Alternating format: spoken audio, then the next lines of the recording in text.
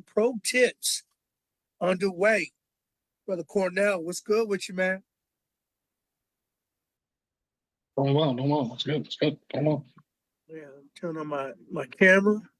I was actually trying to do some revisions of my ebook. I had my ebook. That's one of my wins. I got my ebook over to somebody who already has their book out and have been very successful with it. And they ripped my book apart, but it was in such a loving and such a constructive way. Um, and the truth of the matter, Cornell, is they wanted me to do less of the wordsmithing with AI and just do more with just being your authentic, genuine person. Mhm. And that was a major shift, right? Because I get down with some AI, but I guess there's a place and time for everything. So who knew? Who knew? Definitely. Yeah, man. So what about you, brother? What's your wins for the week? My wins of the week.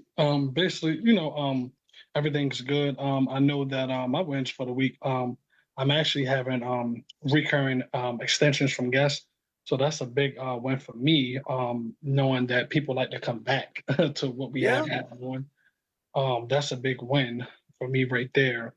And also just keeping up on things and being consistent on what I'm doing with the business, with God and everything, and just with the family and everything. So those are really my big wins for the week. That was beautiful, man.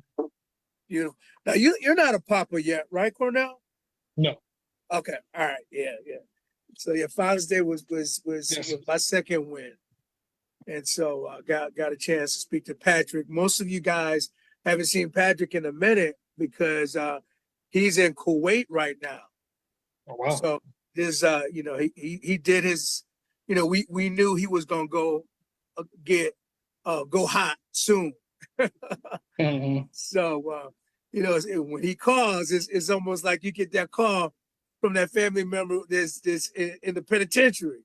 You only got a couple seconds. So you Yeah. got to get it in.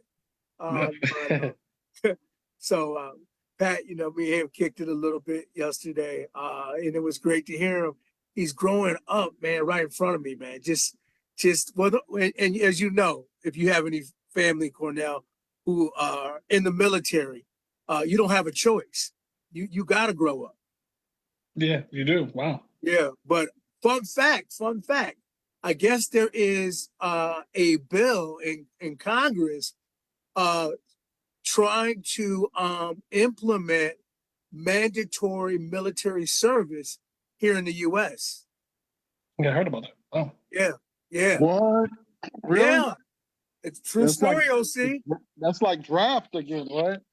Well, I mean, it's the draft is the draft because it's wartime. But there's a lot of countries actually that have a mandatory military service. Many countries, Israel, Taiwan. Lewis, you had a gentleman that went to school with you at Aquinas that got graduated and went to college and had to do like 3 years for his country. I forget his name, but Jason. it's not. Who is it, Lewis? Jason. He was from Korea. From Korea. So this is not an uncommon occurrence. Now, clearly, the people who are more well-to-do are going to be, as Dave Chappelle says, when you're rich, you have a lot more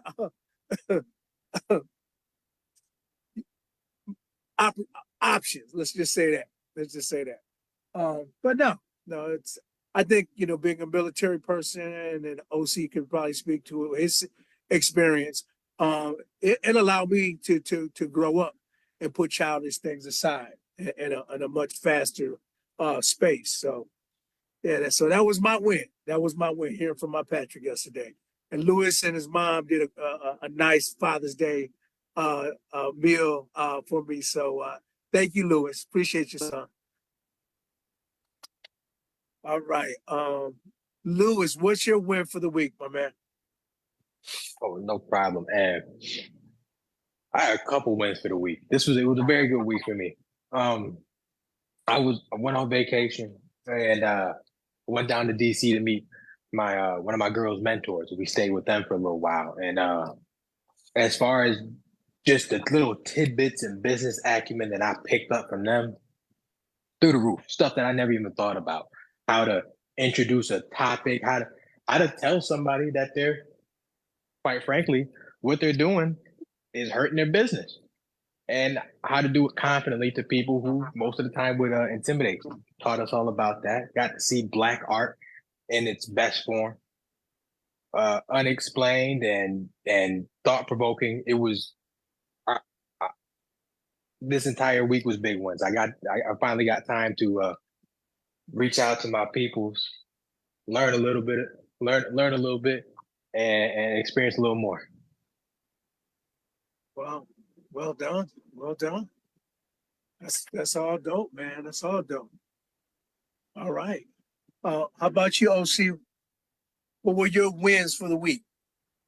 Hey, good to hear from everybody. Yeah, my wins for the week was I got to attend a minorities Black landowners conference, which focused on Black landowners retention, and also talked about it was a lot of topics around some of the agencies that have systemically discriminated against Black farmers for years now, like the USDA, and got to actually sit in the room with those that have major cases, like Mr. Tim Pickford, you can Google him, kicked off a big settlement with the USDA, which brought some relief to a lot of the landowners, but still it's yet to be final. All the settlements have not been given out. So it was good to sit in the room with hundreds of people that look like us that were doing Black farms, and that was recipients of their ancestral lands, and to hear those topics that were in favor of land retention. So it was good to rub shoulders with some of those people as I look at doing some new things on my farm, and also to tap into some of the resources and conversations around some of the resources that's available to us. So a big win this week. It was a 2-day conference, and we also got to go. If you guys got Amazon and get to look at a couple of films, one is called I think it's called like Silver Dine Road. I'll have to text it, put it in the chat. Yeah, put it in the chat. Yeah, but it was a good film. We got to look at that. But good wins for the week. So I'm still here in Carolina working, hopefully to get the farm ready a little further along than we are. So good deal. Good stuff. Now, so like OC, I got to ask this question because you know how we do, man. We want to market the place before we open the doors. How are you doing with the marketing? What the marketing on this place for the farm retreat here, the one that I have, I need to do some heavy marketing on. I've not been focused on that because I've been really trying to tap into I've been plugging my attention into the farm, trying to get those guys engaged to get further along than we are. So I really hadn't been doing heavy marketing, but I need to, and I need to tap into you for that so that we can really get some traction on this property. Because up to now, I've only had one booking, and I went out there today and lowered the prices on the rooms, but I have one entire booking on the house. And being in a rural area, I expected that, but I know there's a lot more that I can do to get some traction under this. But I've not been pressured to do that yet, but I think I need to. All right. So, and I'm going to say this, obviously, more so for our online audience, that the whole cliche of build it and they will come. No, that's not what you want to do. You want to sell it and then you want to build it. Let me emphasize that.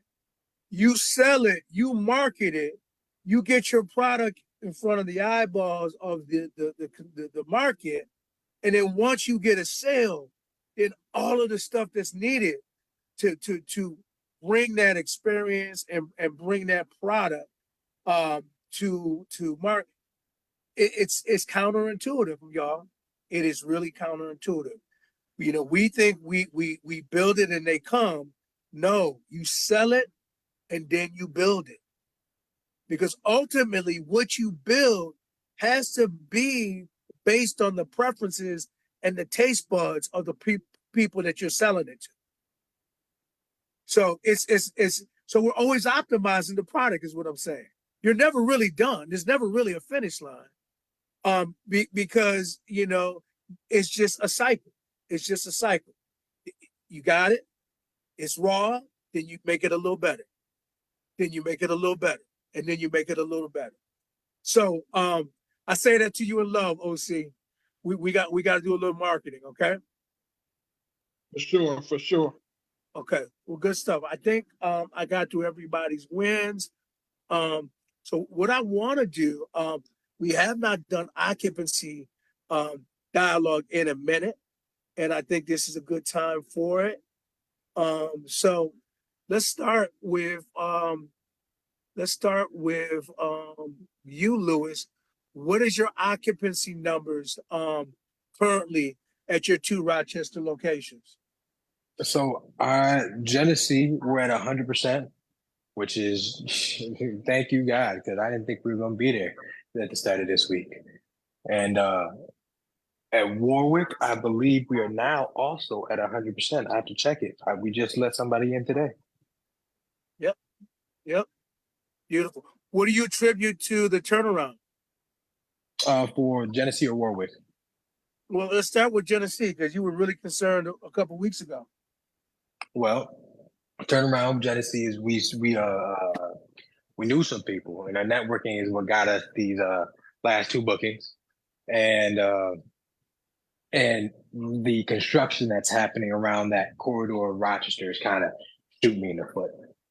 So at least until I can get the ratings even higher, or that construction ends, I either need to directly reach out to people to get them in those rooms, or come up with a different strategy. Obviously, advertising, go through my furnish finders, try to pull people that way. Okay. And so for the benefit of maybe, Lewis, you helping people that might be online or online audience, just really trying to understand what did you do unique for your one guest that had been staying with you for going on 3 months to maintain that business?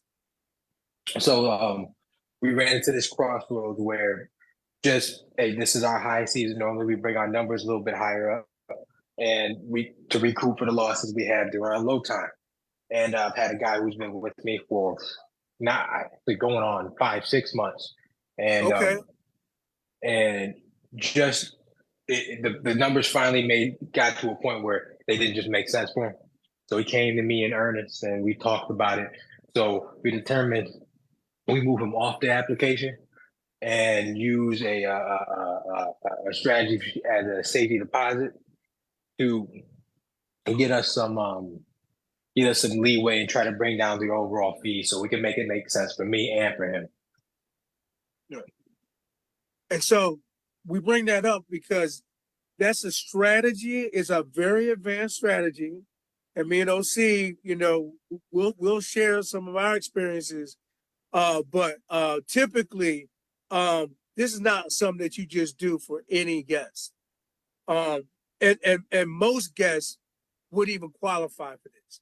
So this gentleman had a couple things going for him. He had been in the property for 4 going on 5 months. Always kind of responsive, never caused a trouble. In fact, you know, there was another guest in there that was causing trouble, and he was really trying to, you know, take low and not make the situation worse. But there is a danger, right? There's a danger. And OC, if you want to speak to our audience about the danger of taking people off the app, I think they in fairness, they need to know. Yeah, well, one of the dangers in taking people off of the app, anytime you move people off of your platform that we're using, which is Airbnb, you also lose the coverage. Yep. And the coverage we have with Airbnb is a $3 million policy on our place. So unless you feel very comfortable and you have built some type of relationship with this person that you pretty much, have a comfort zone with them, I would not advise it. Yep. Obviously, Lewis have done his homework. He's got to know this guy, and they chopped it up, so he feel comfortable enough to do that. But for beginners that are moving into that space, I would advise not, because you lose the protection of the Airbnb policy. Carl, if you want to add to that. Yeah, I mean, I want to go in another direction. So you talked about the mitigation and the worst case scenario aspect of it, which is important. But what I want to highlight is this: the fact that he's no longer on the Airbnb app, your algorithm is actually taking a hit, because when you're on the app, the algorithm is mapping how many book days a month, how many book days over the course of that 6 months. And, you are raised, there's more eyeballs on your place per the algorithm when the algorithm is showing occupied. Now, as it stands, this particular situation, Lewis went in and actually blocked out the calendar and effectively killed the listing. So when this guy finishes his tour, that listing is done. It needs to be buried. Lewis is going to have to create another listing to try to re-engage the algorithm. And this is actually the case that OC and I are experiencing at one of our places, where we had a group come in that was, affiliated with the local county government, and they gave us, 30 days of stays. They promised something completely different, but so those were 6 rooms, y'all. So I gotta kill 6 listings because they haven't done anything in 30 days. Right. So, you gotta weigh the cost. You really do have to weigh the cost. But, this is not something you do for everybody. But in the case for Lewis is trying to create win-win situation. And it wasn't about the transaction, it was about the relationship. So kudos to that, Lewis. Thank you. But there was one other thing I wanted to add. Because of the large amount of time that I had him in the room, it had fundamentally been out of circulation for a while. And although it may have come up as a not rarely viewed, not normally available, it just wouldn't make enough sense for the amount of hit I would take to the pocketbook as well as the relationship. Okay. Got it. Makes sense. Yeah. Makes And sense. on the backside, Lewis, it'll be easy to refresh that listing once you're ready to move that listing into a more active state, to refresh that listing and duplicate it and go ahead and get that kicked off again. Exactly. That's exactly the thought process here. Amen. Excellent. All right. So we lost Cornell a little bit ago. So OC, we already spoke about your occupancy in Rochester. What about the occupancy down in the Hamptons? Hampton has been at 100%. I'm back down to about maybe about 40% now, because I had 3 checkouts today. Well, 2 today and 1 yesterday. So 2 of the rooms are still open. 3 of the rooms have come open. 2 of the rooms are occupied. So I have to do some A matter of fact, I got, well, 3 of them are now, well, no, I got a booking for July. So currently I'm at 2 rooms out of 5. Of course, the 6-bedroom we keep it offline for us. Man. So, yeah, but it's been doing well. It's been pretty much 100% for the month of June. Right. Well, and I think that's what Lewis wants to do at some point, OC. He wants to have an Airbnb in every place that he frequents. He Absolutely, Louis. just have one room reserved for him. Absolutely. It gives you options. All right, man. That's what I'm talking about. So what I want to do, I want to transition now that we got occupancy talked about. I want to give you guys an opportunity to field any questions that are on your mind, on your brain. And if not, I had I've entitled this particular segment on Monday, do you have an abundance mindset? And I want to actually field some questions to each one of you gentlemen to affirm or to challenge the level of abundance your mindset is currently dwelling in. So, but that's on the backside. That's on the backside. All right, Lewis, any questions for you, brother? I do actually have a question. So I was talking briefly about how construction has been hurting my business. I just want to know if anybody else has come across a similar situation in which they had long-term construction outside one of their Airbnbs and how they managed it from there. Hey, Louis, this is OC. I want to speak on a little bit from your dad's perspective. You know, one of the things early on that we did for the Stanley property, right, Earl? Because the Stanley property was not in the most desirable neighborhood, and it would have been interpreted kind of different ways. It was simply actually my wife came up with a nice solution to go into the platform and really write up something that speaks to the level that you would see once you got there. So she was just up and coming neighborhood. Up and coming neighborhood. So revitalization is a good word. Things like that. Just to go in and let your people know that there is construction in the area. You apologize in advance for the noise or whatever. However, you know, it's going to be better, stronger, faster type thing, right? Earl, that's what I would put out there. Just letting your people know in the forefront what they're running into so you can avoid those negative reviews on the backside.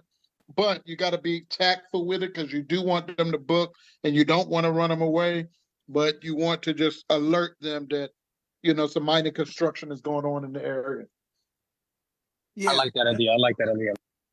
OC is really dead on it. And there's 2 strategies. So the strategy we use at Stanley is we kind of embedded it in the listing.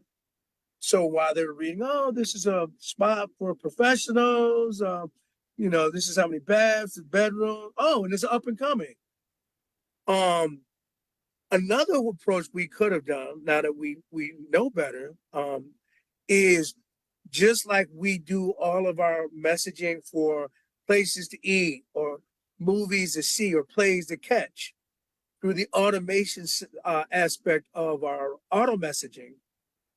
You could actually, you know, for the duration of the stay for your folks at Genesee, create a small auto message about, you know, revitalization, about the purpose of the construction, what the end goal should be.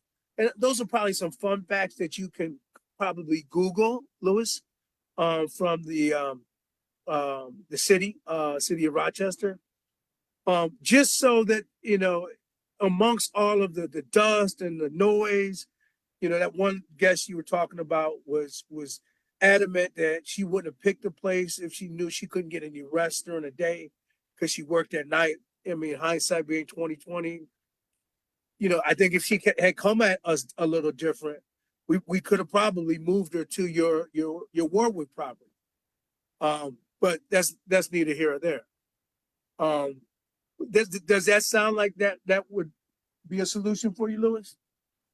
Absolutely.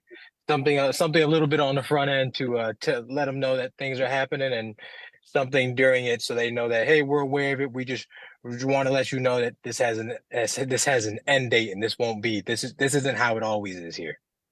Something like that. Exactly. Yep. Yeah, beautiful. Yep. Yeah. Yeah. Because the communication aspect of it is once you're transparent. Typically, and especially for those that may have a guest that want to take you off the app and just directly text you on your mobile or call you up, I want to encourage you to keep it in the text thread, because ultimately, as long as Big Brother is watching over you and you achieve your superhost status, which should be everybody's goal, they're typically going to side with you, because you put in the blood, sweat, and the tears to get to that level. And I mean, and so yeah, that's all I'll say about that. Anything else, Lewis, before I open it up for OC? No, that was my only one right now. All right, cool. Man, I feel like I got a summer cold brewing. My got the runny nose and everything. I just need to stop running around. Good. Get some sleep. There you What go. about you, brother? Anything on your cranium? No, actually, you tapped into earlier what I wanted to talk about, which is this farm stay. To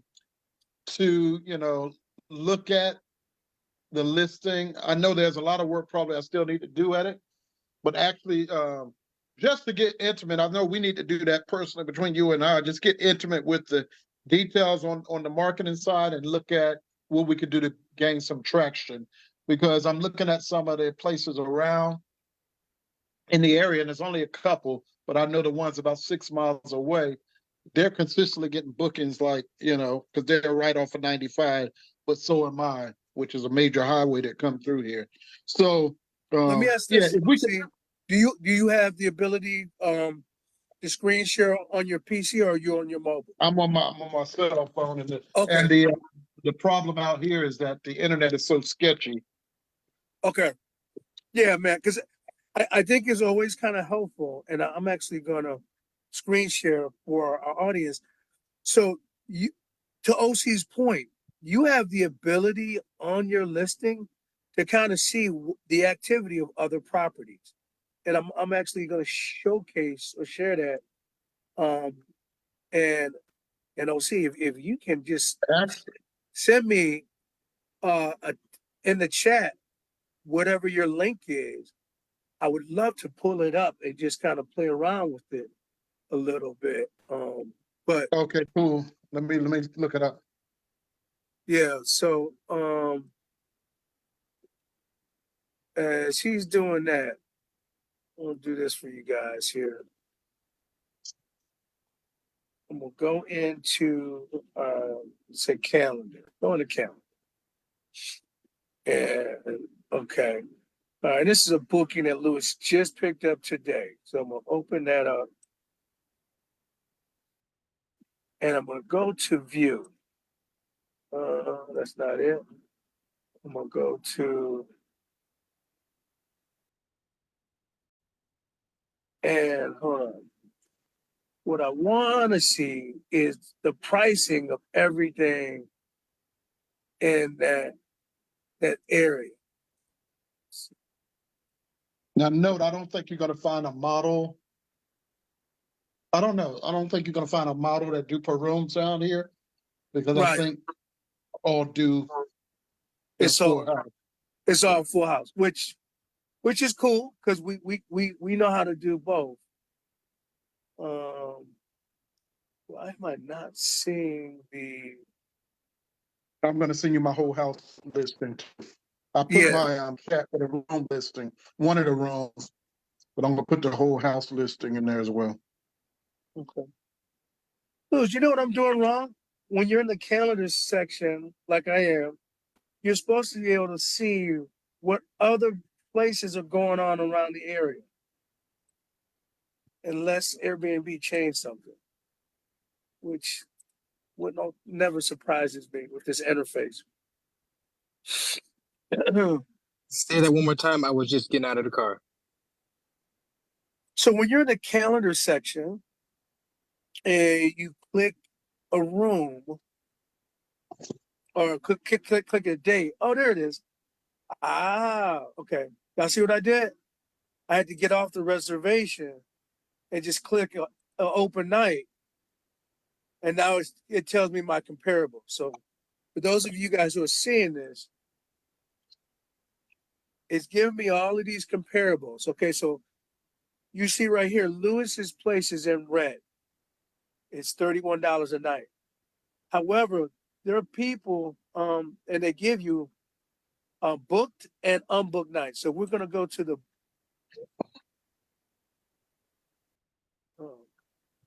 So apparently, the booked nights are ranging from $31 all the way up to $47, and this is kind of interesting. Unbooked nights are still in that same price range. So the interesting thing is, okay, so that's a 5-star 1 review, 5-star 2 reviews, no reviews, 6 reviews.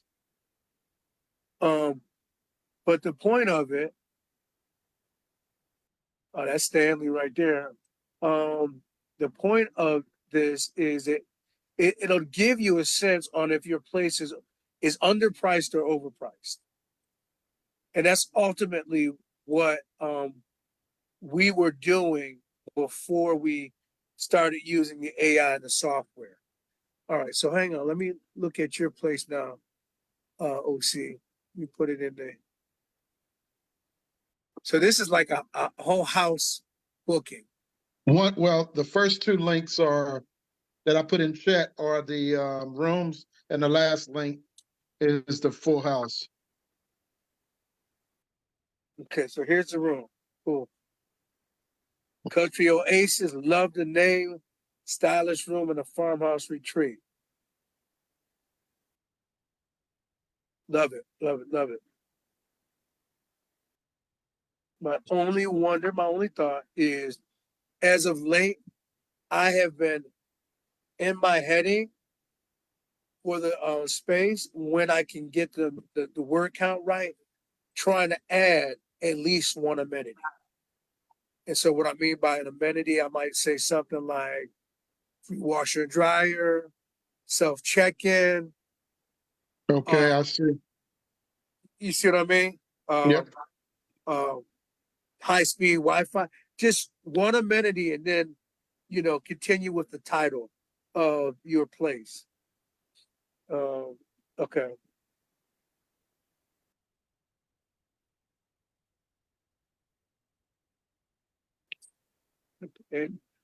And guests actually check out your hello. All right. That looks good.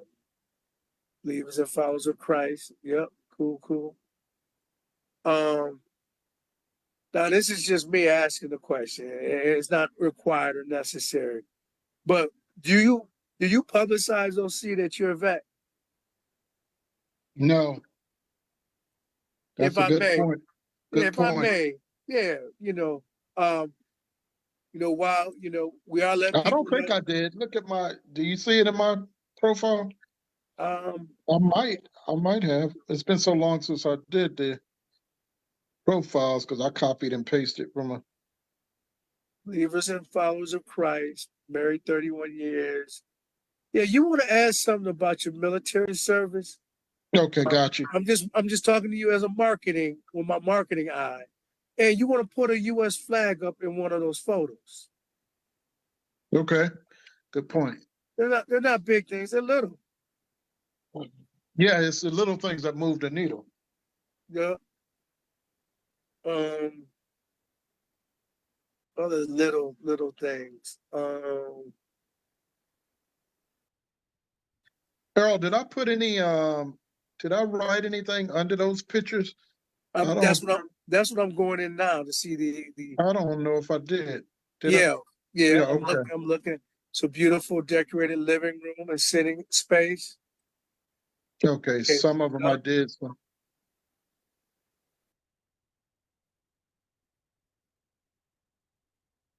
Okay. And OC, any thought of how long has this listing been up? I just built those two listings for the rooms 2 weeks ago, maybe a week and a half ago. But the whole house listing's been out there for what, a month now? Good boy. So we got I mean, I got one booking so far, but that's for the whole house for $600 a night. So that paid half the mortgage, but still. So I feel like, this is the right call. I think you're at the point where you need to make a reservation for the whole house And to then have the professional somebody that does their photography come out Okay, and and do the whole house. do that. Yeah, sprinkle that pixie dust, that Airbnb magic. Because I think Okay, they do something with the lighting and something with the photos, but I also think they do something with the algorithm.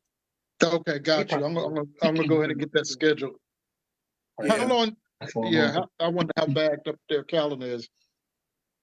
You know what? The longest I've ever experienced a wait was 8 weeks, and I've had it done as quick as too 2 much. weeks. Okay. Yeah. Hey, Cornell, you back, bro? How you doing, man? Doing good. So I had some technical difficulties. Yeah, we saw that. We saw that. Welcome back, brother. Yeah, we're just trying to give OC a little feedback on his farm stay um listing. I'm gonna do the whole house now, and I'm just looking at. And so, OC, have you bit the bullet and gotten the AI involved with your pricing? No, I have not. Okay. I mean, that's the only additional thing I would encourage, Mm-hmm. because your mental space, your creativity should be focused on the pricing. Right. There's other things for you to do. No And doubt. and that was a major, Price tags, right. year or two ago, we put a lot of energy into try to get the price right. Yes, yes, yes. Um, Every couple of days. on today, I think that's foolhardy. I really do. Especially when, to give it a little bit of boost, and because they're going to give you numbers based on historic and surrounding area. Once you have the data, I mean, again, it's nothing to say that you got to follow it to the letter, but it at least gives you enough of a baseline. Got you. And Can you that's take a look at that area as well to see what you see as far as what the comparables are? Yeah, I was actually, if I can, and I'm not able to do it with you, if I could have gotten into your calendar, and the calendar lets me double click it and look at the competition that's surrounding it. Oh, hold on. Let me make you co-host. Oh yeah, if you make me co-host, I can do it. Let me see. Let's see if I can get to it. I don't even, they changed it so much. My, Yeah, they it's a whole do. learning curve just moving around.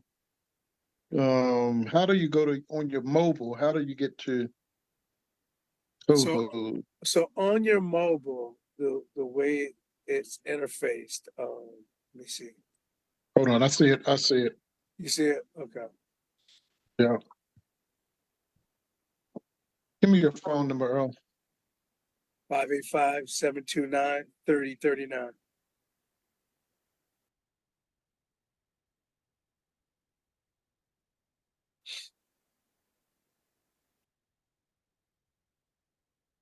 we're trying to, now I want your email, so. Real Housing Relief.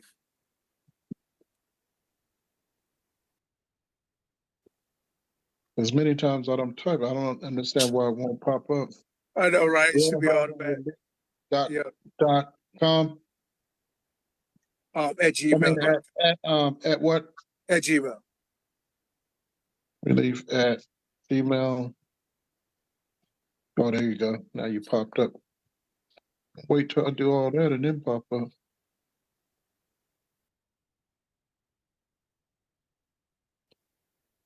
So for those who are just checking us out online, we're trying to use the Airbnb calendar feature to take a look at surrounding prices for your property. I And those just sent it to you. you did. Okay. So let me go to my Oh, I'm sorry, Earl. Go ahead and re-announce that. so we're just using this Airbnb feature where you can go to your calendar and based on the properties in the surrounding area, it gives you the comparables. Okay, so I am looking for that. Now I will say my property is gonna be way above what the market because we moved our prices up on the calendar because I moved to the room, so I made the pricing real. Okay, there you go. Let me see. Okay, looks Okay, like got you now. looks like I'm in. All right, and so the Yeah. name is called Relaxing. Oh, there it is. Okay, So so here it is, boys and girls. So we're looking at a space. This is the whole house for $375 a night. So if I open up what I'm expecting to see, and what I'm seeing are not the same thing. I was expecting to see compare. the comparables, similar to if I go here, it gives me compare listings. Now, so this is an interesting thought. This is an interesting thought. I'm wondering because of its rural location. Right. How far is that span? That's a great question. Let's actually open it up and try to see it. Because you're gonna have to go out at least 10 miles probably to pick up that other listing. I mean, my cousin had one right down the street, right here next to mine, but his is occupied, so his may not pop up. And then he's only charging, I don't know, probably less than $100.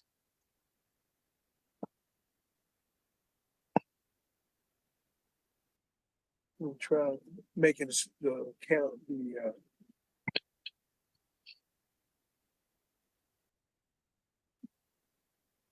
so that's interesting. It's not even giving me the calendar. It's not even giving me the map like this here guy is. Huh. Let me make sure I don't have anything blocked, do I? No. I don't see anything odd. You are responsible for choosing to listen to us. Huh. Bro, go ahead and get the $20 a month charge and get Price Lab involved. That way you're not second guessing yourself because that's what you're doing right now. Okay. You're literally just second guessing yourself. And you got bigger fish to fry. Huh. I am going to actually do this though. I am going to do. What city is that? Enfield, Enfield, North Carolina. ENFI. ELD. Yeah, I see You it. probably pick up some from Julie and Tony. Yeah. Okay. There's not gonna be many. Hit search.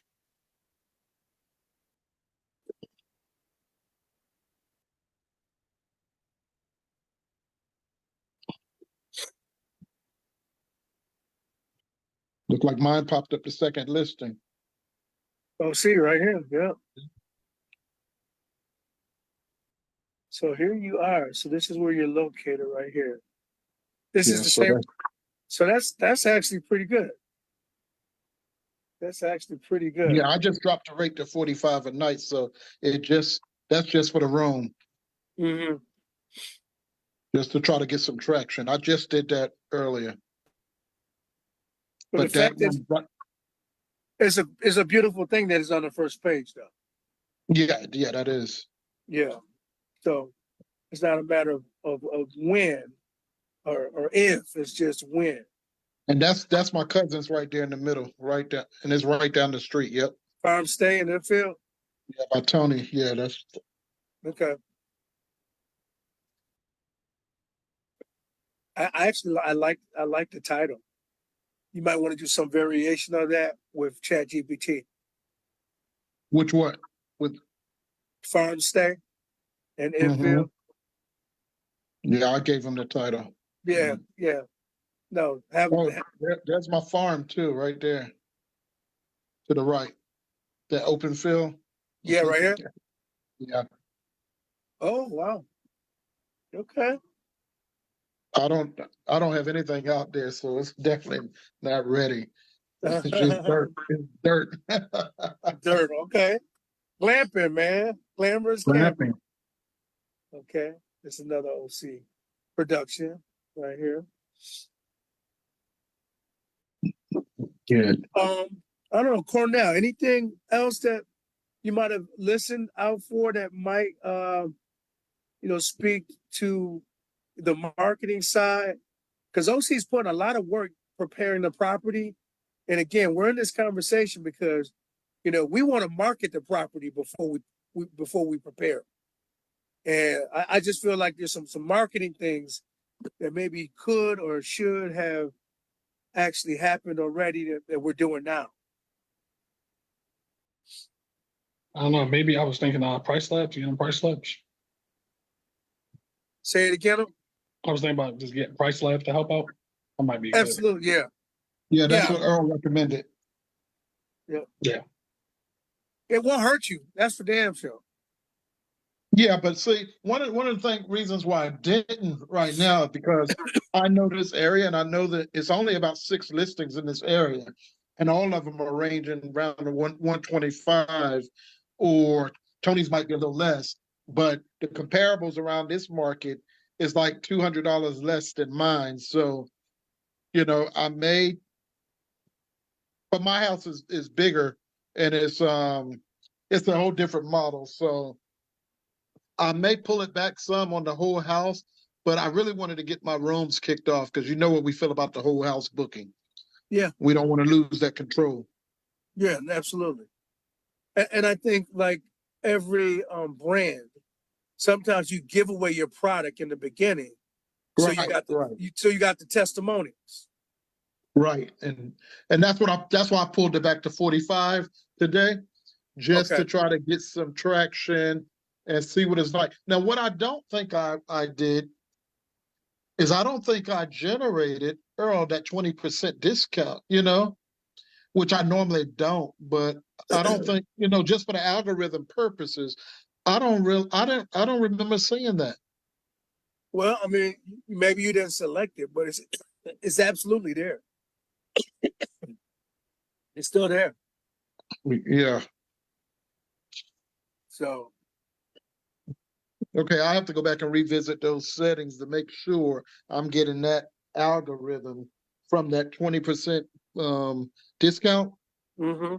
to make sure that's implemented, because I could change the rates and throw that on and market it from that perspective. Yes, let's do that. Let's do that. All right. I'm about to turn the corner because we're almost at the top of the hour. And for round one, I would love to direct these questions at Lewis, round one. And so what we're talking about on today is a quick self-assessment. Do you have an abundance mindset? All right. So Lewis, I'm gonna treat this like a podcast. and you my host for round one. All right.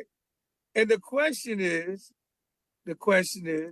um, if you wouldn't mind, how comfortable are you celebrating the achievement of others, even if they seem further ahead than you?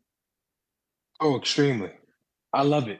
I love it because if people around me are succeeding, I'm going to succeed as a result of it. I like competition. So if everybody's failing, it's easy to stay in the same spot. Okay, okay. It just wrote off your tongue. Give us for instance, an example. So for instance, my buddy just got his PhD. He just graduated with his PhD. My other buddies get ready to graduate with his PhD. And I'm sitting in my job and I'm looking at where I'm at and I'm like, you know what?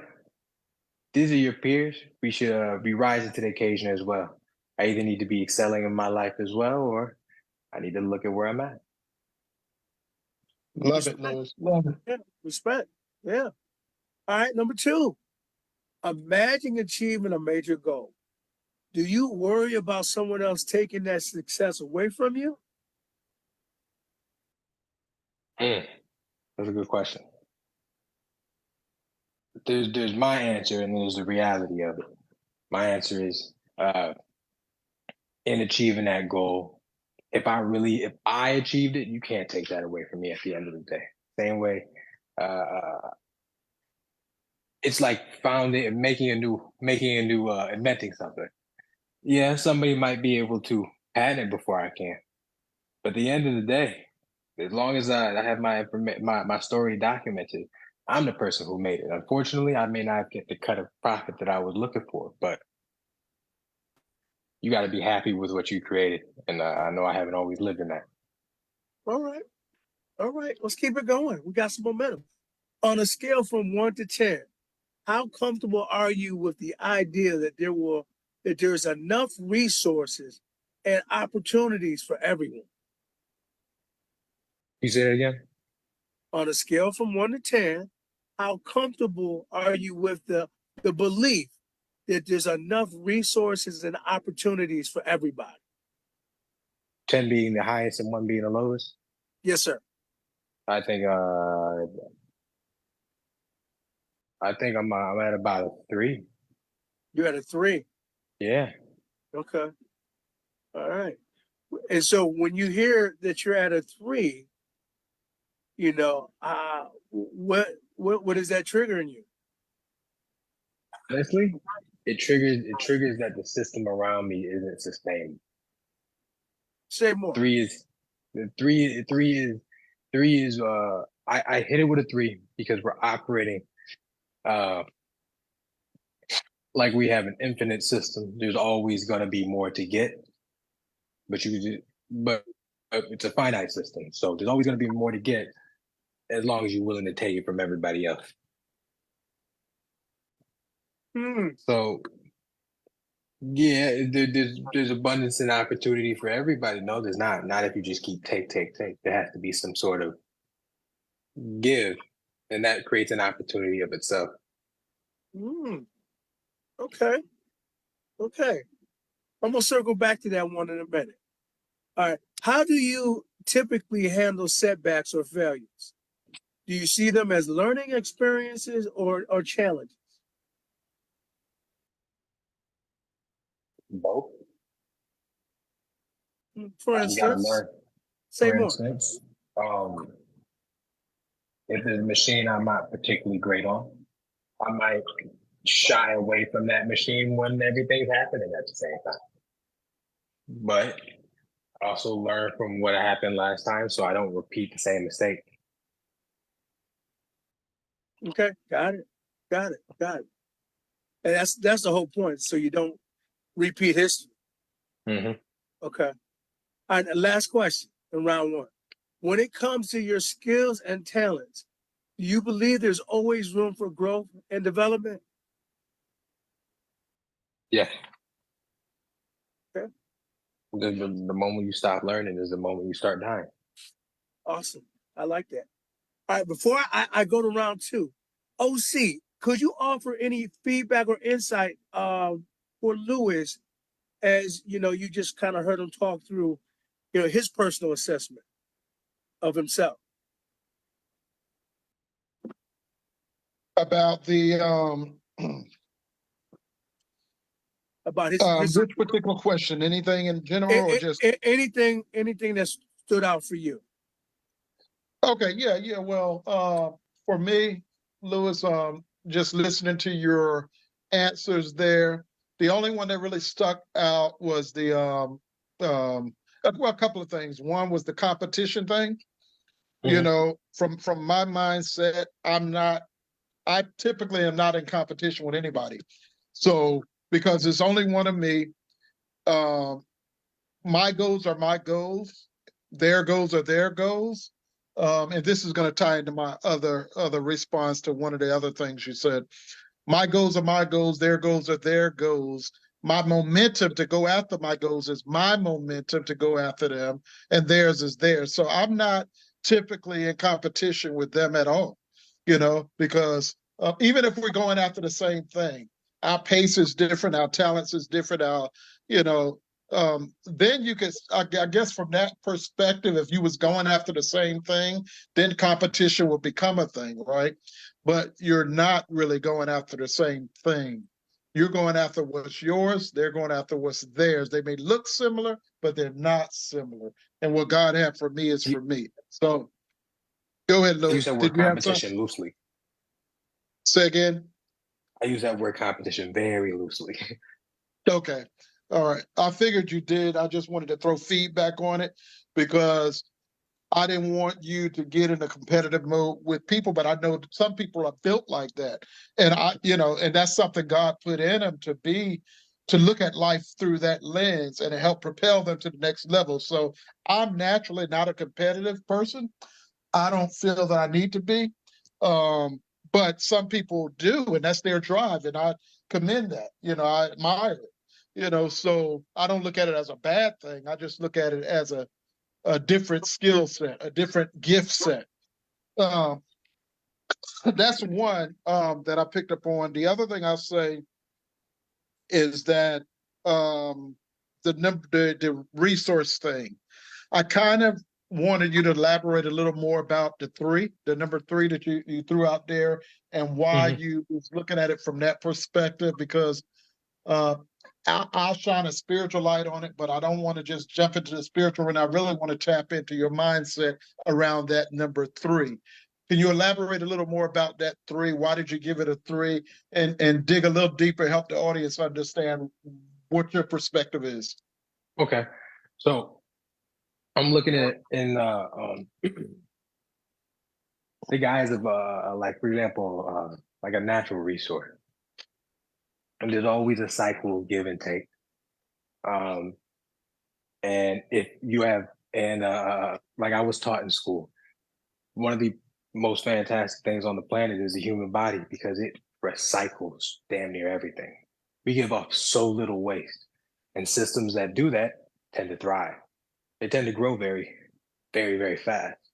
And that's can be explained that's seen in any economic model. So uh to act like there's always opportunity out there without providing another without seeing the other branches, I find that to be a finite system, and that's not sustainable. But you have to have like it's almost like building a community. You have to have everybody has to have their roles, and not everybody can have the same role. Okay, got it. Okay, and the reason I asked that was because from my mindset and the way I look at things, which is not saying this is how you should look at things, it's just saying this is how I look at things. I look at where, the source of my resources, right? So my resources all come from my spiritual background from God. And God said, I shall supply all of your needs according to his riches and glory. The cattle on 1,000 hills is his. I believe there are enough resources out there. And I believe that man have tried to limit us from opportunity. Yes, I understand that from a humanistic standpoint, man have surely tried to hinder, especially the Black and brown community, from opportunities. But from a resource perspective, I believe there are enough resources for everybody. Now, the honest earthly truth is, do we have access to those resources? And that's a bigger question, not for this audience, but a bigger question that has been addressed for a long time now. The access to capital, things like that. From a resource, we're addressing resource concerns there because we've been systemically held back from those resources that could have propelled us to certain levels and at different momentums or different times that it's hindered us because we didn't have access to them, if that makes sense. So yeah, I do understand it from that perspective, but in the same sense,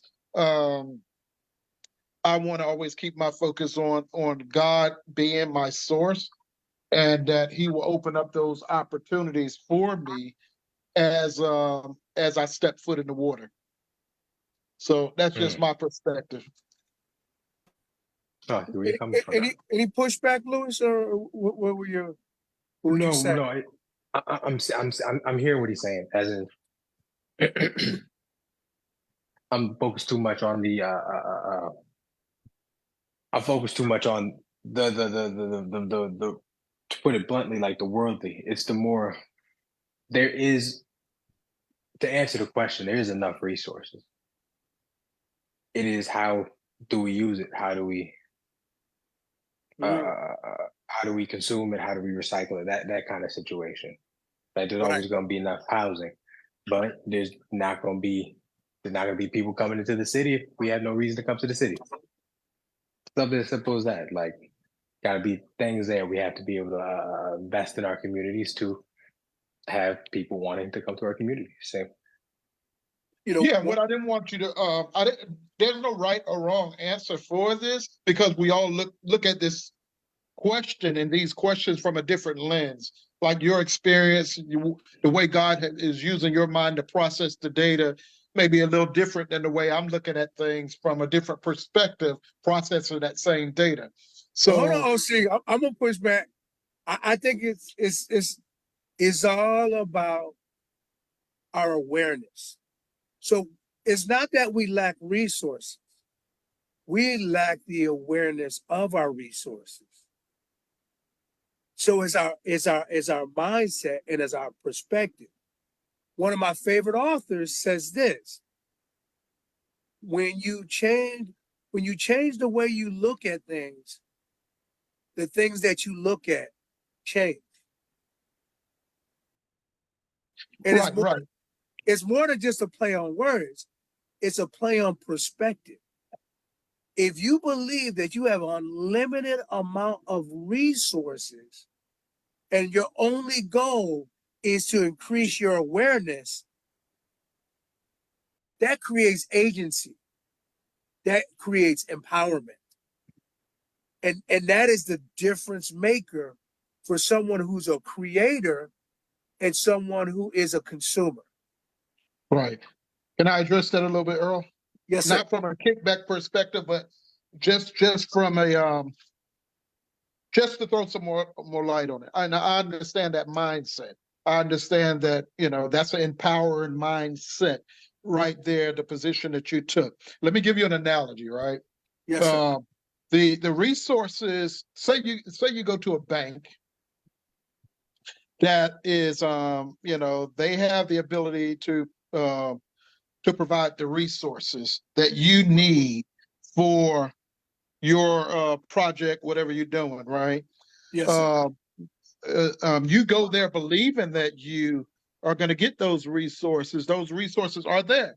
The resources are not limited. The opportunity, because they're systemically restricting access to capital because of race.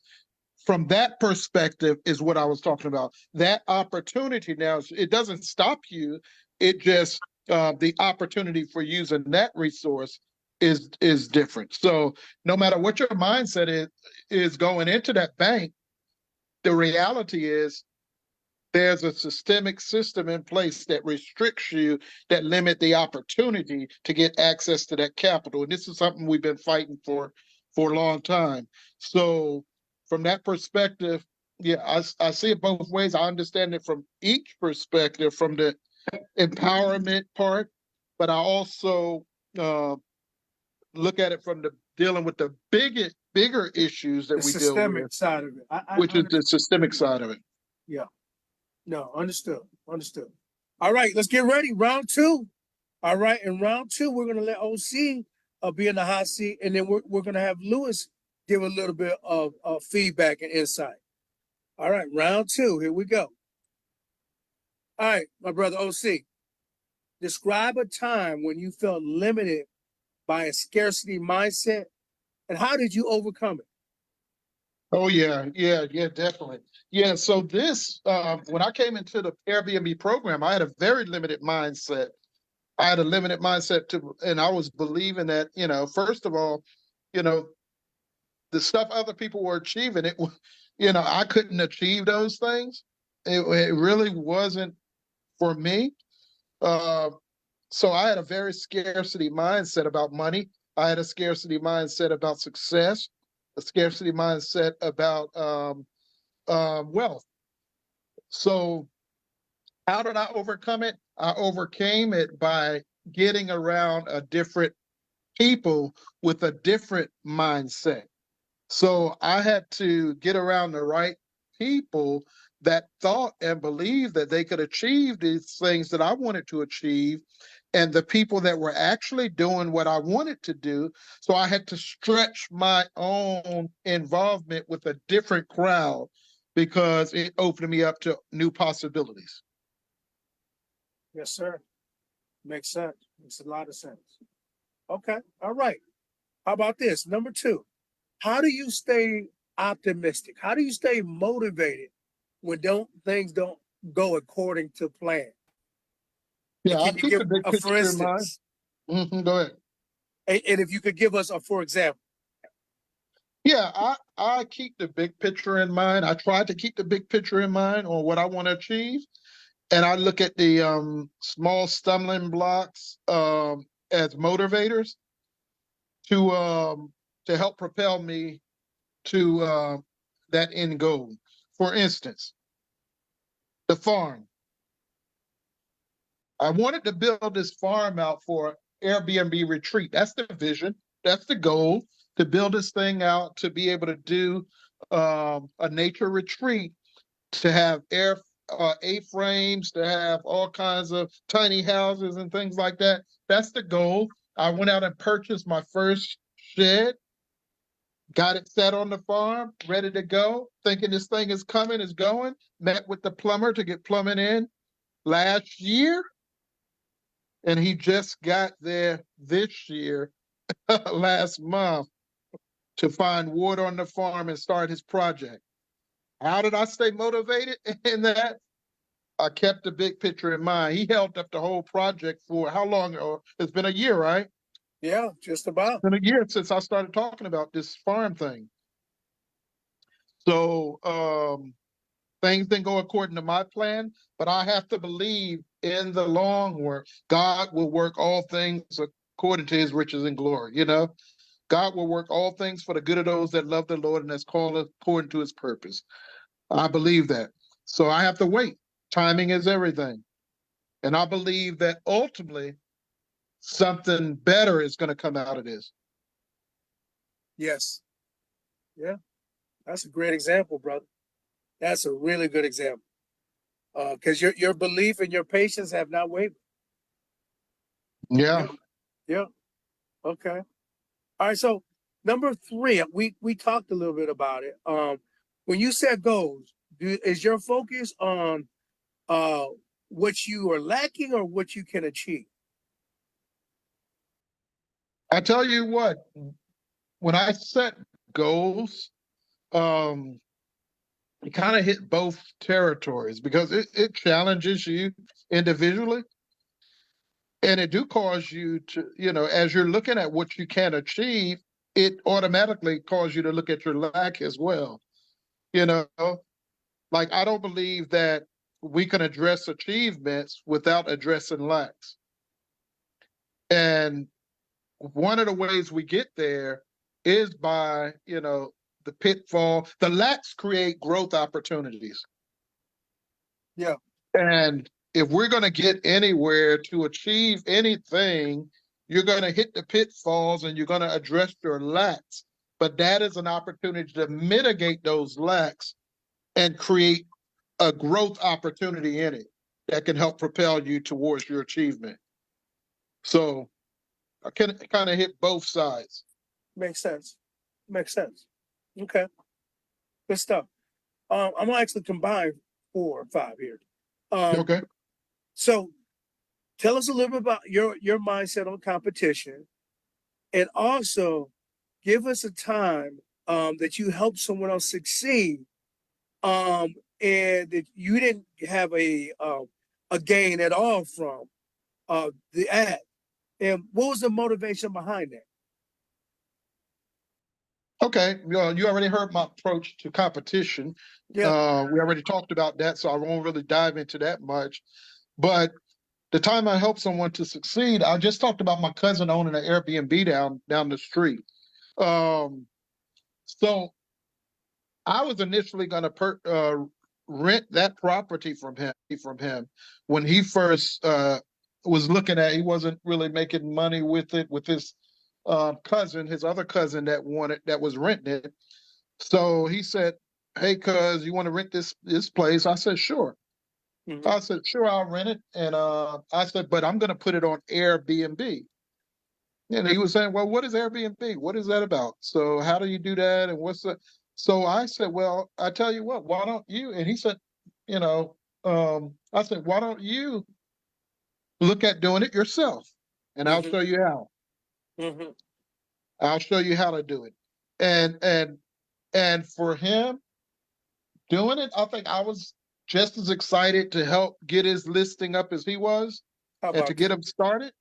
Mm. And I was motivated to get it up and turn it on. And when I turned it on, I had faith that it was going to book. And he called me back that weekend and said, "Hey, cuz, man, I got a guy asking about booking this place for a month." Wow. I said, "Praise the Wow and Lord." wow. Yeah. I said, "Praise the Lord." Mm-hmm. That was beautiful. That I felt great about that. I was helping him win. I looked down the street. He got a couple of people there booking now that's been there for a month. My place is empty down here. I'm like, Wow. man, I'm celebrating him. Yeah. Yeah. Yeah. So, so there's no competition Yeah. between us. He's going to get what God had for him, and I'm going to get what God had for me. Excellent. Excellent. All right, man. I appreciate that. Lewis, what resonated for you, buddy? That first one actually sounded like sounded. Sorry, I just spilled my water. That first question sounded just like an experience I had with Airbnb, so just resonated with it on that regard. But the last response you gave, I find that interesting. When you have to celebrate your cousin's wins, I understand you approach it with the mindset you're approaching it from, but do you use it as an opportunity to grow? Do you use it as an opportunity to switch it up? Like, I know we just talked about getting Price Labs involved, and you told us that everybody else is kind of in a different area, a different market than you would normally be. Is this how do you approach that from that mindset? Well, great question. Great question. Lewis, one of the things I try to do is be the light and the salt, if that makes sense, right? So my goal is to look at what he's doing, celebrate his wins, and hopefully, God is going to use that light and that salt to do something unique in that relationship that he give glory to God for. From a business perspective, it just to do more work, to do exactly what we talked about. Market it. Earl hit it perfectly. We need to market, figure out what's going on. One of the things we learned in the academy is that when things are not working, we might have to go start tweaking. Tweak a little bit of this, a little bit of that. That lets me know I need to put some work in my marketing program here. Even though we're not getting a whole lot of people coming back here in this area, those that are coming back here, I want them here at my place, Airbnb. I got to go do more work. I got to call the photographer, get them pictures refreshed, like Earl said. I got to take the suggestions you guys are giving me and implement them in my plan and get some different marketing tactics in there. But for him, I celebrate what he's doing down there. That's great. You know, he called and asked me questions. Of course, hey, what about this? And I give him tips that I paid big money for. You're I'm giving them giving them game, giving them free game. free game. Yeah. Lord, that's an abundance mindset right there. That's exactly what it sounds like to me. Yeah, yeah. Yeah, listen, my takeaway is that there's never a downside of genuinely wanting to win when you're not doing it at the expense of others. And having said that, there's a proverb that says the more people that you help get what they want, in the long term, the more you're going to get what you want. So, so our success is not necessarily a function of stepping on people to get to the next level, but, reaching back for people to bring them to our level, and then get to the next level and reaching back to bring them. That's just my quirky way of looking at the world, and it works for me. That's good, Earl. And I look at it as a seed, right? Yeah. And the Bible say, give and it shall be given unto you. Yep. Good measure, pressed down, shaken together, and running over will men pour into your bosom. So that seed that you plant never comes back as a seed, it comes back as a harvest. Love it. Love it. Love it. Love it. Well, listen, guys, on that note, I got to end our session. I'm going to end it with a prayer, and then I got to call Airbnb because I got somebody trying to get into my studio apartment, and they will not agree to the house guidelines. And then that does not work. You got to agree to those guidelines. So if we could close our eyes and open our hearts. Dear Father in heaven, thank you for allowing us to have another accountability opportunity on our weekly session, that we can, still always sharpen steel. And we understand as we are, going down this journey, as we're headed in this path, that, as we are, blessed daily, seen and unseen by you, it's not about just us being um, blessed, but allowing us to be the conduit for others to be blessed. So the blessings are not coming to us, but through us. And that is my fervent prayer. That is what I ask, and that's what I hope. In your name, Jesus Christ, we pray. Amen. All right. Amen. Folks, good evening and be safe. Lewis, be safe on the roads. I can only try. God bless. Safe travel, Lewis. All right. Bye-bye, everybody. We are going to turn off our feed. Goodbye and good night, everybody.